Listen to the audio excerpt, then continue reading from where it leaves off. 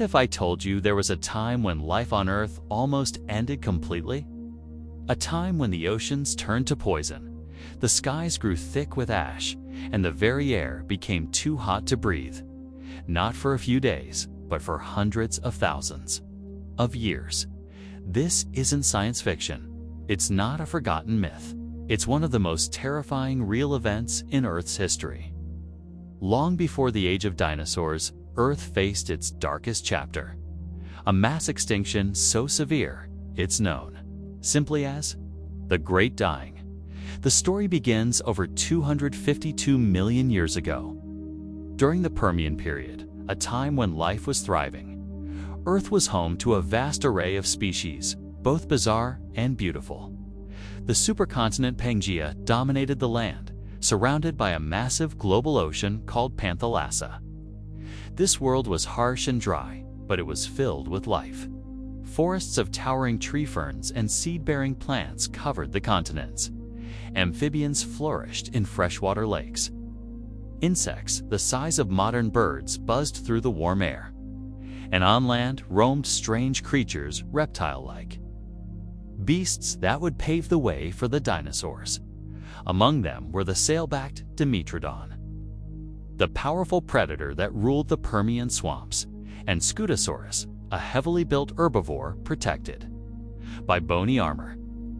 The oceans, too, were alive with strange forms, spiraling ammonoids, spiny trilobites, and massive coral reefs that rivaled the Great Barrier Reef in size. Life had never been more diverse. And then, it all began to unravel. Something catastrophic shook the planet. It didn't come from space like the asteroid that would later wipe out the dinosaurs. This disaster came from within the Earth itself. Around 252 million years ago, a series of massive volcanic eruptions began in what is now Siberia, known today as the Siberian Traps. These eruptions weren't single events, they continued for nearly 1 million years. Lava oozed from deep fissures, covering over 7 million square kilometers, an area larger than Australia. But it wasn't just the lava that changed the world, it was what it released. These eruptions pumped out trillions of tons of carbon dioxide, methane, and sulfur dioxide into the atmosphere. Greenhouse gases skyrocketed. Temperatures soared. Acid rain fell, killing plants and poisoning fresh water. The oceans absorbed massive amounts of CO, becoming dangerously acidic. As global temperatures rose by as much as 10 degrees Celsius, 18 degrees Fahrenheit, oxygen levels in the oceans dropped. The deep sea became anoxic, devoid of life. The water turned toxic, filled with deadly hydrogen sulfide gas that killed marine creatures from the inside out. Reefs collapsed, plankton died, and with them, the base of the marine food web. Over 96% of all marine species vanished on land. The heat became unbearable. Plants withered. Forests turned to deserts. Nearly 70% of all land-dwelling vertebrates were lost.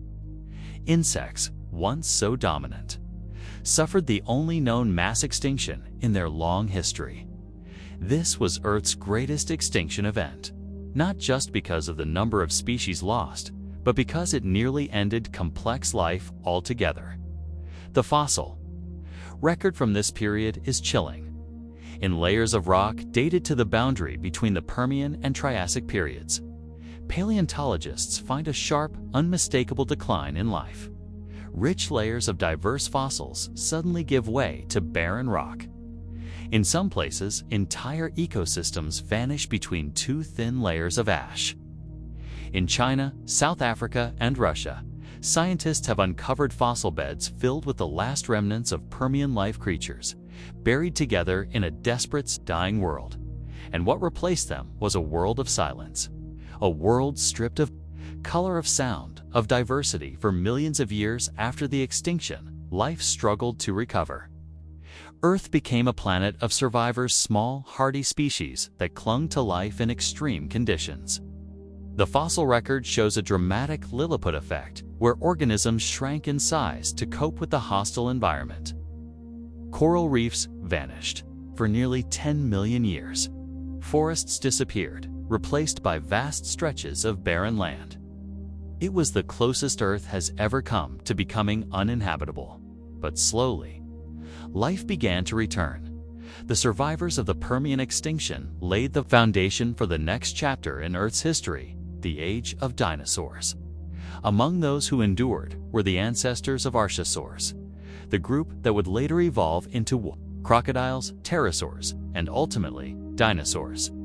The ecosystem reset allowed new forms to emerge, new experiments in evolution to take root.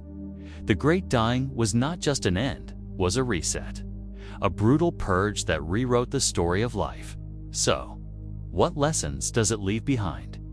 Today, scientists study the Permian extinction with growing urgency, because many of the signs from that time, rising carbon dioxide, ocean acidification, dying reefs, species collapse, mirror the changes we're seeing now.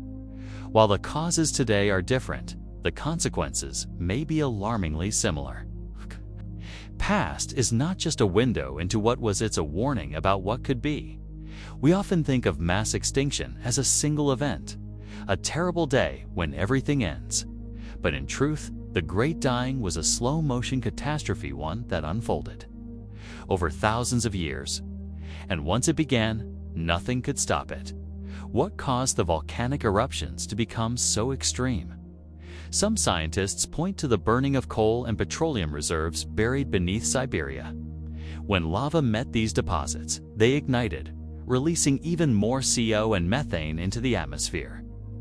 It was, in many ways, like Earth burning its own fossil fuels. This feedback loop where warming triggers more warming is exactly what scientists warn about today with modern climate change.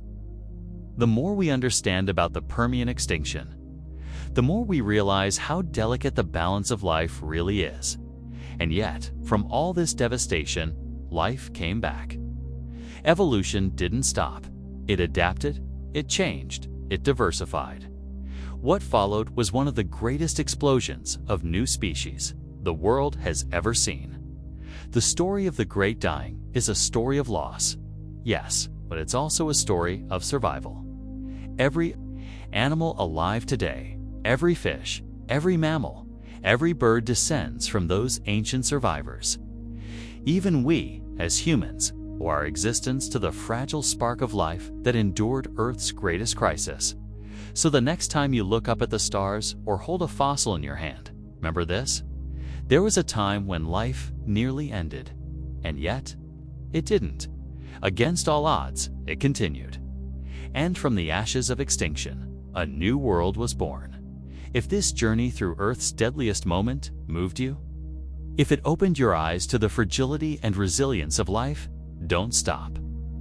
Here, like this video, share your thoughts in the comments, and subscribe to Extinct World to keep exploring the incredible stories hidden beneath the surface of time. Because the planet has survived the unimaginable, and its deepest secrets are still waiting to be uncovered.